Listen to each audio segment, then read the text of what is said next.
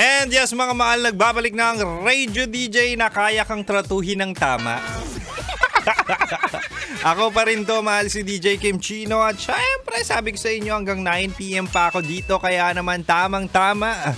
Tamang-tama at binalikan pa kita. Anyway, balik na rin tayo sa ating Chinitox, usapang pag-ibig mula sa chinito ng buhay mo. At di ba nga, sabi ko kanina, mahal, dapat kung ikaw ay magkaka-love life muli, kailangan mong mag-adjust. Kaya kailangan marinig mo ang mga sinasabi ko ngayon. Di ba nga, sabi ko, ibibigay ko ang mga katangiang dapat mong tanggalin bilang jowa for healthier relationship. Recap na tayo, mahal.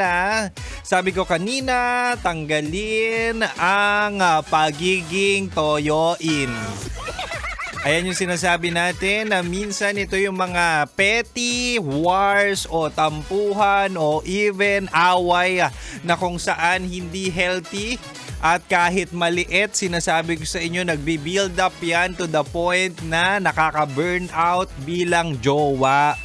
Kaya utang na loob para sa mga toyoin dyan, sa mga may attitude, sa mga gusto ng away lagi, sa mga maliliit na bagay ay talagang nga namang pinapalaki. Bawas-bawasan nyo yan. Kaya walang tumatagal sa inyo. At ang pangalawa naman, sabi ko rin mahal-mahal. Sabi ko rin mahal-mahal. At ang pangalawa, sabi ko mahal, tanggalin ang ugaling nagsa-silent treatment. Ano to? Ito yung sinasabi natin na kapag may problema, ayaw sumagot. Kapag may nangyaring hindi maganda, ayaw sumagot. Kapag may nagawang kasalanan, ayaw sumagot. Ano? Paano? Anong aayusin?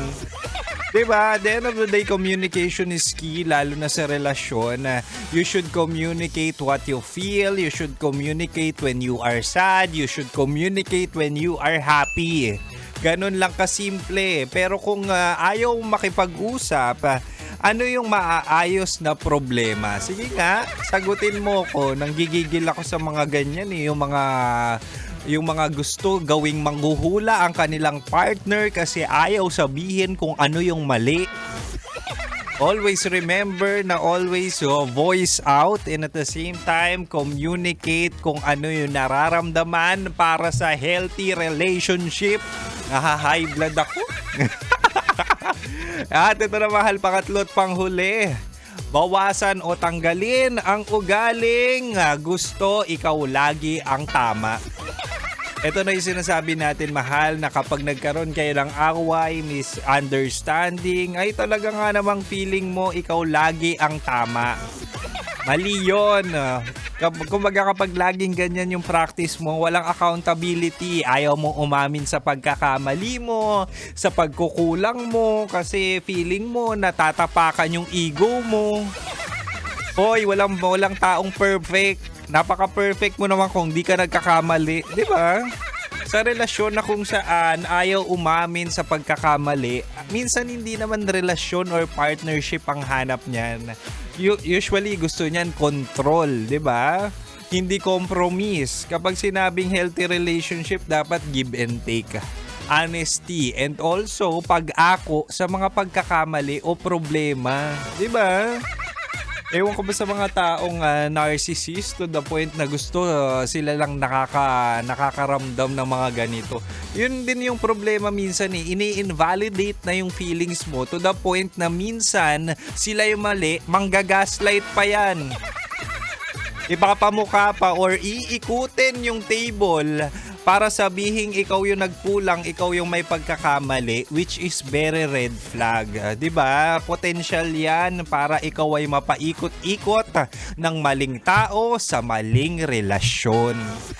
Kaya kung nararanasan mo yan ngayon ay sinasabi ko sa iyo, or kung ikaw yung gumagawa ng mga ganyang gawain, ikaw ay isa sa mga sugo ng kasamaan, sugo ng kadiliman, di ba?